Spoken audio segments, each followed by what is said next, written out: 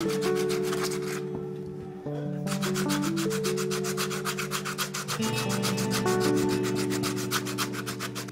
je parle toujours sur ça.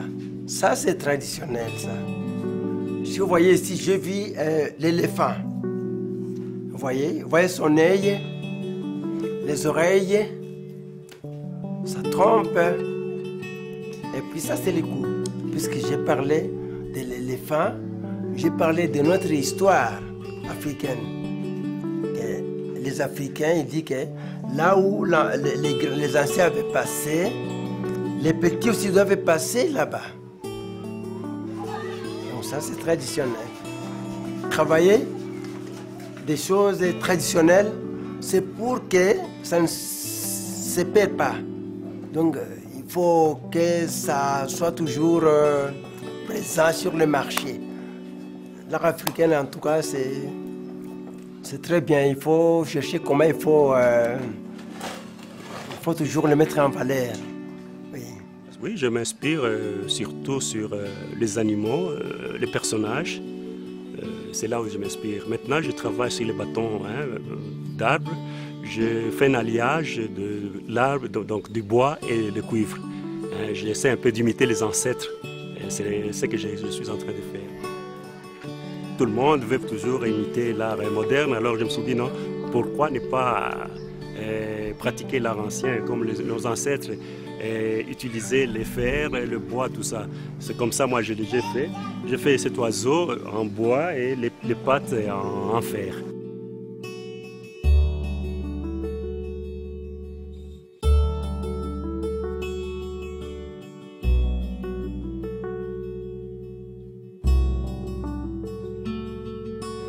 Moi, je m'inspire toujours sur la vie quotidienne des villages ainsi que la vie traditionnelle de notre pays. C'est pour penser aussi aux anciens peintres. Au début des anciens jusqu'à ce jour, nous avons la jeune génération qui travaille dans les abstraits, et tout ça, mais nous, attends, puisqu'il y en avait beaucoup, il y avait Pilipili, il y avait Pepa Moïse, il y avait Tchengue, maintenant, après eux, c'est nous. Moi, je pense que c'est ça. Il nous a conseillé de travailler ensemble, de former notre dialogue ici, Asber Dialogue. Dans Asber Dialogue, ce n'est pas n'importe qui peut entrer là-bas, il faut être un vrai artiste.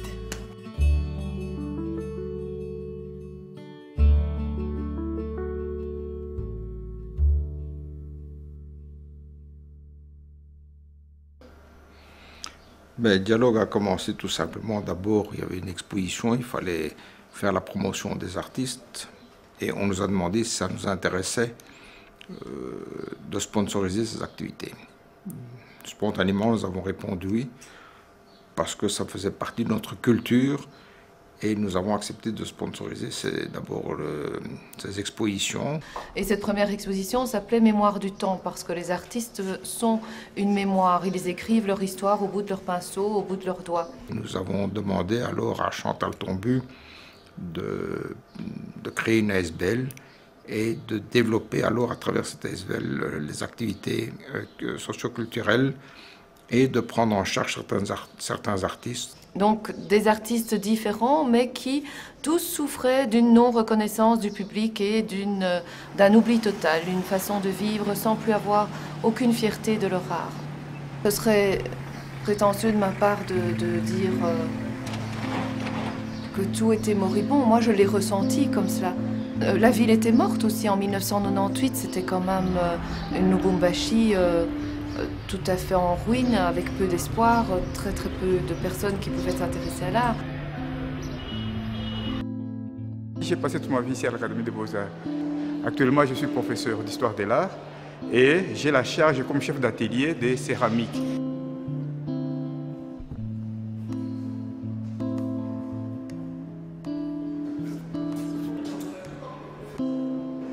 Je crois que l'Asber Dialogue nous a beaucoup aidés.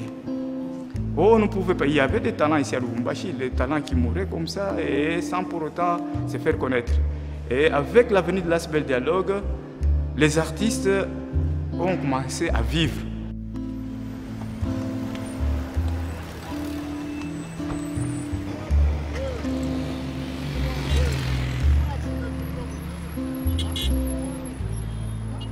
Depuis la création de l'Asbel Dialogue, l'académie qui était une école où il n'y avait pas d'activité, qui était une école, on peut dire, en voie de disparition, a repris ces mouvements et un dynamisme s'est créé entre l'école des beaux-arts et les artistes indépendants.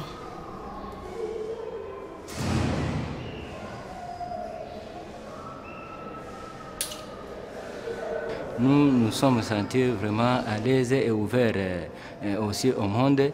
Et notre première manière de travailler qui était classique a pu changer. Ensuite, on rencontre des artistes venus d'ailleurs.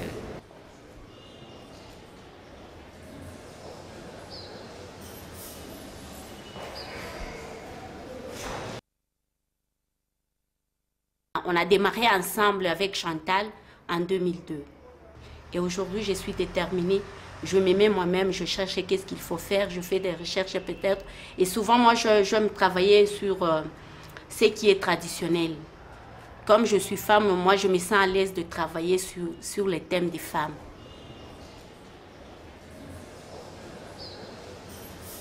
Je crois qu'avec ce qui se fait maintenant, c'est une académie nouvelle, avec Séraphine aussi qui bouge beaucoup, qui accueille tout le monde. Et ça nous donne une académie qui sort des sentiers battus.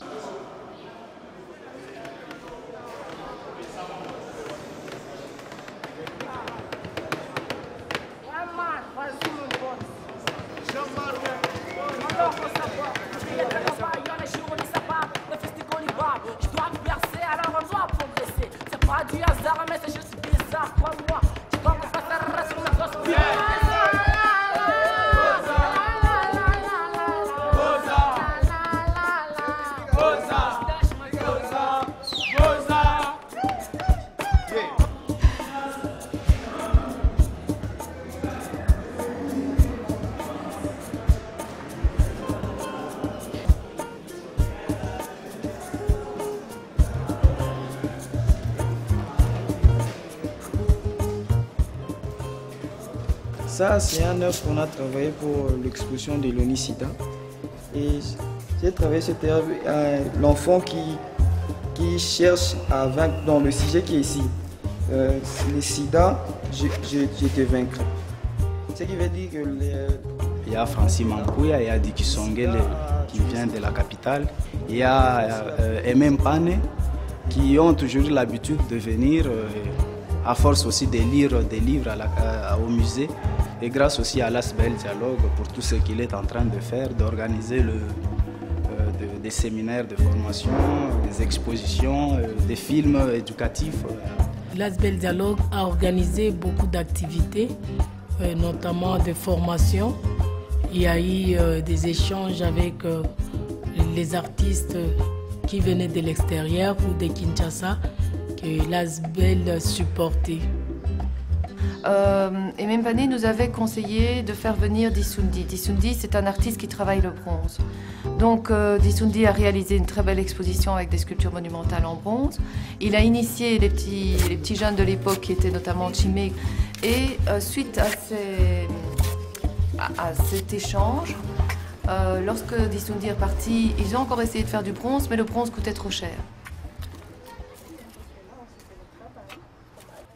Du bronze, j'ai eu à travailler une technique à part. J'ai maintenant un autre style que je suis en train de travailler, donc je travaille avec le sachet.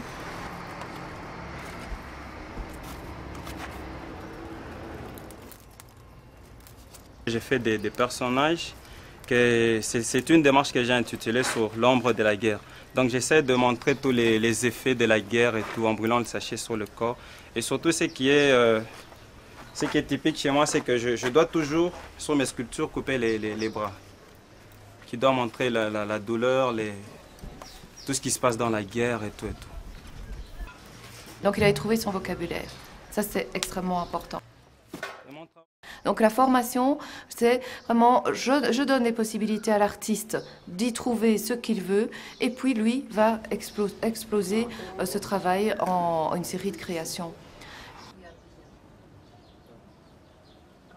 Si on ne donne pas l'accès à de nouvelles techniques aux artistes, on coupe une certaine créativité. Au départ, il travaillait l'huile. Alors la peinture à l'huile coûte très cher, c'est une peinture en tube.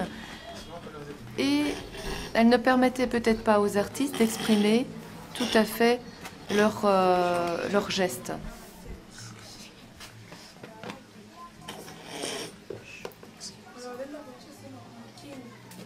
La peinture à l'huile, des fois, quand on peint, aujourd'hui, pour retoucher les tableaux, ça prendra même une semaine. Alors, au moyen de l'acrylique ici, vous peignez dans quelques 20 minutes comme ça, vous pouvez superposer encore une autre couleur dessus. Et ça donne une valeur. J'aime l'acrylique vraiment. Il y a des couleurs qui donnent la chaleur de l'Afrique parce que si vous cherchez les tubes à l'huile, alors c'est la couleur à l'huile en tube orange. C'est difficile pour trouver un orange là qui peut donner une valeur là africaine. Alors c'est la raison pour laquelle en acrylique, quand j'utilise ça, cette couleur orange ici, alors ça donne une belle gamme. Toutes les couleurs. Si vous voyez ici, il y a toutes les gammes, il y a toutes les couleurs possibles. C'est par la grâce de Chantal Tombé, elle nous a amené ça de la Belgique et nous sommes libres. Mais je peux utiliser même un relief exagéré dans mes tableaux parce que je suis bourré de couleurs.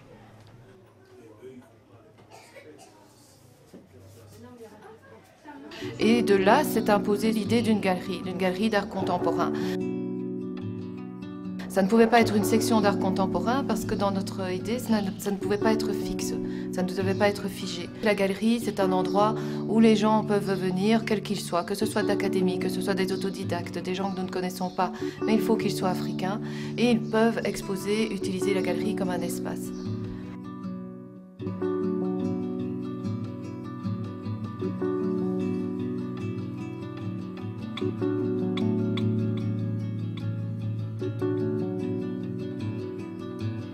C'est la chaise du pouvoir. Donc, qui va s'asseoir sur cette chaise?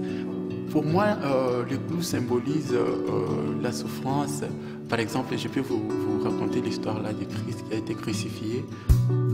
Cette souffrance n'est pas seulement dans un domaine quelconque. C'est la souffrance partout. C'est cette souffrance qui constitue la matérialité politique. Voilà. Un chef politique doit comprendre le peuple, doit comprendre la souffrance, doit connaître tout ce qui se passe dans sa société.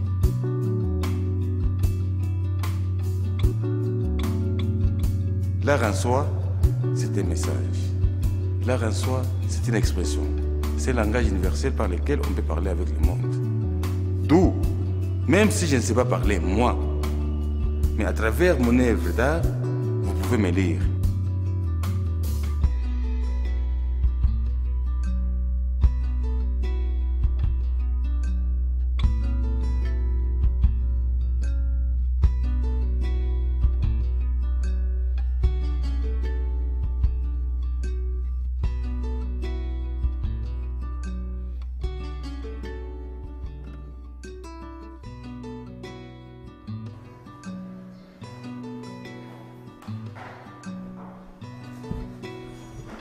Donc il parle d'une femme qui est à la fois une étincelle de la nature, de la procréation, de la vie, qui est là assise en train d'attendre.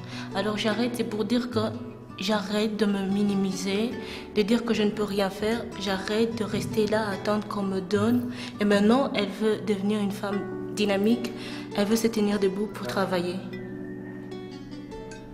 La communauté des artistes s'agrandit. Il y a des jeunes talents qui chaque année s'ajoutent aux autres. Et parce qu'il y a une ouverture aussi sur le monde extérieur? Je crois que c'est très important, l'art. C'est une formation également, c'est une expression.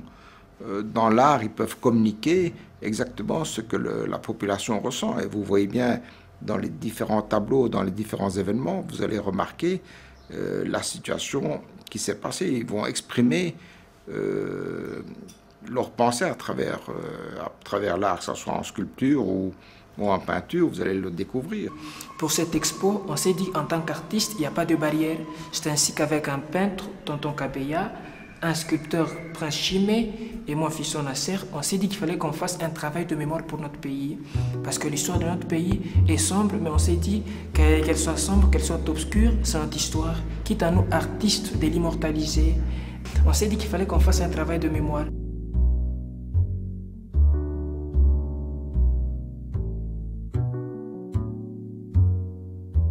C'est pas seulement pour le Congo que j'ai fait ces sculptures. C'est pour tout le monde, donc toute l'humanité que je fais. Parce qu'en ce moment, c'est pas qu'au Congo qu'il y a la guerre, en Irak il y a la guerre, et la guerre c'est partout. Les terroristes qui tuent les gens, c'est la guerre aussi, puisque ce qui fait du nom appelé guerre, ce sont les gens qui meurent. Ce ne sont pas les maisons et quoi, la guerre, ce sont les gens qui meurent. Alors pour moi, j'aimerais bien montrer ça pour essayer aussi de pousser aux gens à éviter ces genres d'histoires. Hier, nous avions dîné des maïs grillés au mangue pourri et en exhaustivement, la faim a donné des rendez-vous. Hier, nous avons déjeuné des tomates chapardées au pot de banane, alors que dans le ciel, des hip-hop de fusils éclataient comme des pop-corn. Avant-hier, nous avons siesté ventre affamé et le soir, nous avions soupé du chanvre à la vodka, alors que des kalachnikov et des cocktails molotov bouffaient des rires. Quel espoir, c'est ça le titre de mon œuvre. Pourquoi quel espoir? Pourquoi ces titres? Parce que je me suis dit, après tout ce qu'on a connu au Congo, les conflits armés, la rébellion, il y a eu toujours mort d'hommes, mutilation, on a violé des femmes. Et ce qui reste après, c'est toujours les enfants de la rue. Ces enfants qui sont orphelins. D'où le petit portrait par-ci par-là. Et ces poèmes qui racontent un peu tout ce qu'on a connu, ces côtés misère d'après-guerre. Quand une arme est braquée sur toi, on a toujours le main pour montrer qu'on n'est pas armé, qu'on est peut-être qu'on est simple, qu'on est sans tâche. Le main là, c'est le main des enfants. C'est le main des enfants qui demandent à la société une intervention par rapport à la guerre, par rapport à leur misère. C'est un peu ça. Comme les artistes sont très sensibles à ce qui se passe autour d'eux, et que ces enfants de la rue, quand on vit à Lubumbashi, eh bien, on ne peut pas les mettre de côté, il y a un travail social que Dialogue doit réaliser. Si les artistes veulent être vrais, il faut que notre discours soit vrai. Et pour cela, il faut rencontrer la tristesse, le malheur, mais aussi l'espoir qui peut se trouver dans ces enfants. Voilà, le projet de travailler avec les enfants de la rue a commencé avec l'Asbel Dialogue, c'est-à-dire on a constaté que les enfants démunis, donc les enfants abandonnés, avaient du talent. Nous, envers les enfants de la rue, on leur permet de travailler, d'exprimer ce qu'ils ont en eux, et on ne sera pas, je pourrais dire, on ne sera pas pour toute leur vie derrière eux, les enfants de la rue, et tout. Donc, ils ont à travailler et par après, ils vont se débrouiller seuls, essayer de continuer dans le chemin qu'ils voudront.